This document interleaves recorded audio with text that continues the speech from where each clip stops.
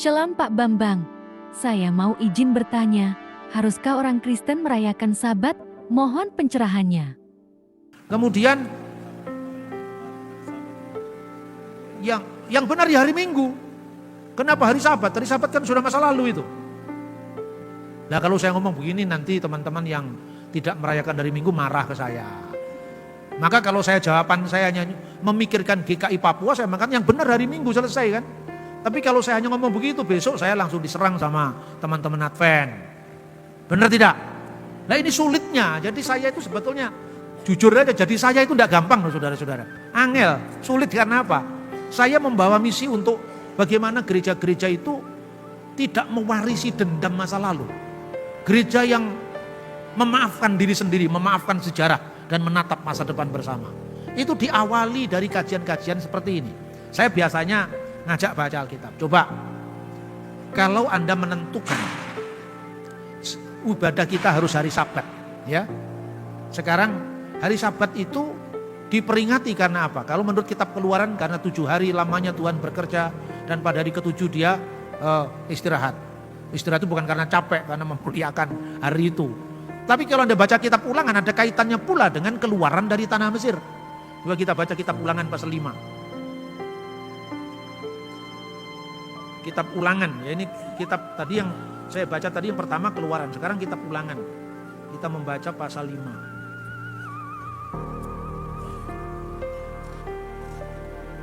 Ya, 10 firman itu.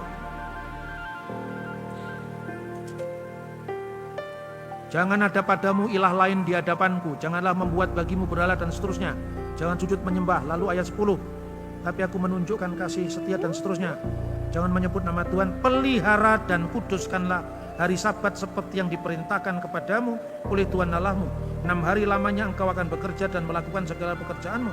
Tetapi hari ke-7 adalah hari Sabat bagi Tuhan Allahmu.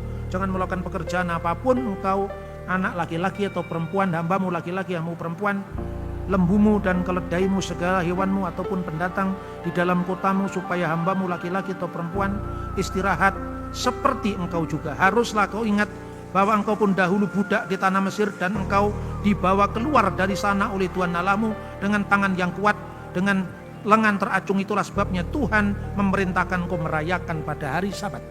Nah pertanyaannya, kalau kita membaca Sabat dari Keluaran, ya kan, itu alasannya umum. 7 hari, 6 hari lamanya Tuhan berkarya, pada hari terakhir, hari Sabat, harus istirahat. Pertanyaannya, hukum di mana di Alkitab sebelum Taurat Musa diberikan yang suruh merayakan Sabat? Tidak ada. Berarti hukum itu setelah zamannya Musa kan? Tapi pertimbangan pertama dari kitab Keluaran adalah pertimbangan alasan universal itu. Tapi ada alasan yang lebih khusus. Karena kamu dibebaskan dari tanah Mesir. Nah ini sifatnya khusus Israel. Karena bangsa Indonesia tidak dibebaskan dari tanah Mesir. Benar tidak? Orang Malaysia tidak dibebaskan dari tanah Mesir. Berarti ini khusus kan? Makanya saudara-saudara, orang Yahudi sampai sekarang, sejak zaman dulu pun tidak memaksakan Sabat kepada orang bukan Yahudi. Orang Yahudi dulu kalau sebelum tahun 2000 negara Israel, kalau hari Sabat itu hotel-hotel makanan semua dingin karena nggak ada yang berani bekerja memanasi makanan di kulkas pada hari Sabat atau di pemanas pada hari Sabat. Tapi sekarang semua makanan hangat, panas. Kenapa? Karena ada orang asing yang bekerja pada hari Sabat. Dan orang asing itu orang non-Yahudi. Itu namanya Sabat Goi. Jadi hari Sabat berlaku bagi orang Yahudi, tapi tidak berlaku bagi orang non-Yahudi. Makanya ada Sabat Goi oleh bekerja pada hari Sabat. Karena alasannya ini. Yang mengalami peristiwa pembebasan dari Mesir, itu Yahudi. Tapi kalau alasannya, Pak itu kan 7 hari lamanya. Ya betul, tapi di mana dekretnya sebelum zaman Musa? Di kitab Kejadian misalnya. Banyak dari nenek moyang bangsa Israel, misalnya Abraham, melanggar Taurat kalau diukur dari ukuran Taurat Musa. Misalnya, jangan memasak anak kambing bersama susu induknya. Abraham melanggar itu karena menyuguhkan kepada tamunya daging anak lembu yang gemuk dan dade. Dade itu produk susu seperti keju. Lah itu kan nggak boleh disajikan bersama daging. Apa dapat dikatakan Abraham melanggar ketentuan imamat Keluaran pasal 23 ayat 19? Tidak. Karena apa? Separuh dari kehidupan Abraham itu mewakili Hagoyim, bapak bagi bangsa-bangsa. Kapan itu? Sebelum dia disunat. Lalu mewakili bangsa Israel setelah dia disunat. Makanya sunatnya Abraham itu sunat perjanjian yang diawali dari putranya Ishak, umurnya 8 hari.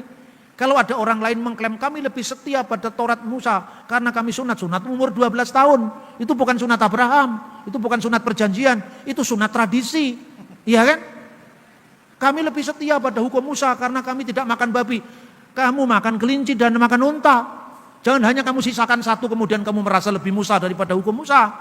Kita akan lihat sejarahnya secara detail dong, gitu. Nah, sekarang itu. Jadi artinya itu cara memahami Sabat. Kemudian, apakah sepenuhnya ritus Yahudi sama dengan Kristen? Tidak. Satu contoh Paskah. Apakah yang diperingati Paskah dari Paskahnya Yahudi? Keluaran dari tanah Mesir. Kapan tanggalnya? Setiap bulan purnama 14 bulan Nisan. Malam tanggal 15 Nisan. Itu Paskahnya Yahudi. Pertanyaannya, waktu Paskahnya Yahudi itu apa yang mereka lakukan? Merayakan malam Paskah. Malam Paskah itu satu keluarga kumpul bersama. Kepala keluarga yang memimpin itu tentu laki-laki. Dan anak laki-laki yang baru bar miswah. Umur 12 atau 13 tahun. Mengawali setelah menyalakan lilin. Mereka mengawali dengan pertanyaan, apakah bedanya malam ini dibandingkan dengan malam-malam yang lain? Lalu kepala keluarga yang laki-laki itu mengatakan, inilah malam ketika Tuhan membaca kitab Ulangan tadi. Dengan tangan yang perkasa membebaskan dia dari tanah kita, dari tanah Mesir. Maka sekalipun kita punya kebijakan, kekayaan, tapi tidak ada yang mengalahkan kisah tentang Paskah. Lalu di situ ada potongan daging anak domba yang disembelih pada waktu Paskah itu. Potongan daging anak domba itu disajikan bersama sayur-sayur tertentu yang tumbuh di tanah suci dengan sejenis salad. Lalu ada roti yang tak beragi yang dipecah-pecahkan. Ada anggur. Nah, sekarang tibanya memecah-mecahkan roti. Roti dipecah-pecahkan lalu diberkati. Berkat dibaca kemudian mereka mengucapkan begini. Inilah roti sengsara yang dimakan oleh nenek moyang kita di tanah Mesir. Halahma annia diakalu afaktana bi'ar'a de Misraim dalam bahasa Aramaik. Lalu anggur dituangkan diberkati berkat piala anggur.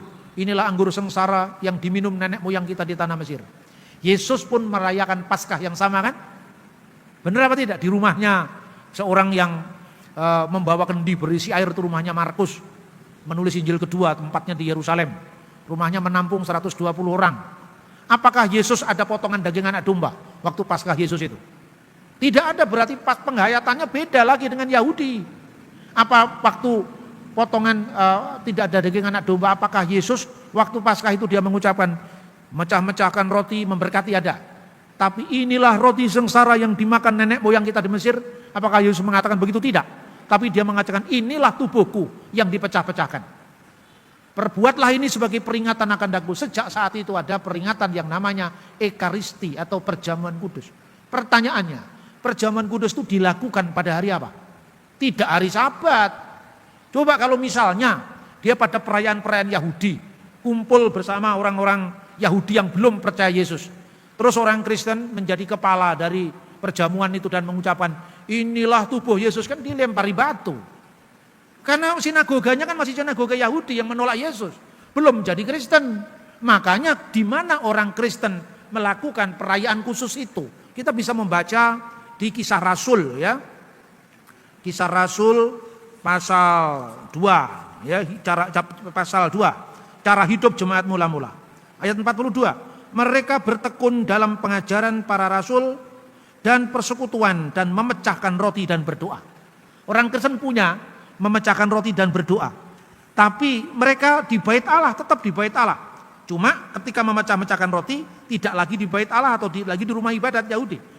Dengan bertekun, ayat 46, dengan bertekun dan sehati mereka berkumpul tiap-tiap hari dalam bait Allah.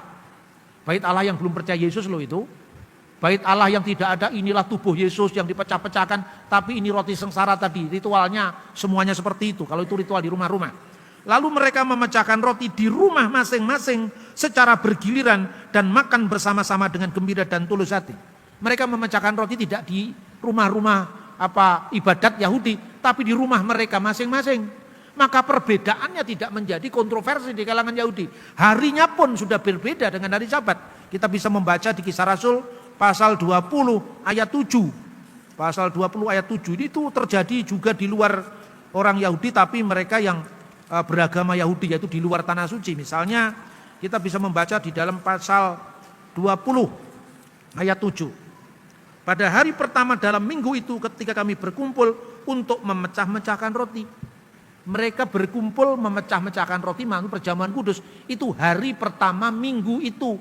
Di mana kebiasaan mula-mula sebelum mereka ada gedung gereja? Di rumah mereka masing-masing.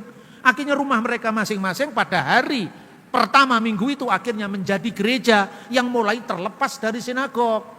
Terlepas dari rumah ibadat Yahudi di Kapernaum, rumah ibadat Yahudi di Nazaret, mulai ada sinagog-sinagog Kristen. Arkeologi mencatat sinagog Kristen pertama itu rumah di mana Yesus melakukan perjamuan malam bersama para murid. Tempat itulah yang sejak tahun 1947 ketika perang kemerdekaan dengan Israel, seorang arkeolog menemukan penggalian kota itu dan lapisan keramik dari abad pertama dan arah ibadah yang tidak lagi menuju ke Bait Allah Yerusalem, tapi menuju kepada Golgota, tempat penyaliban Yesus.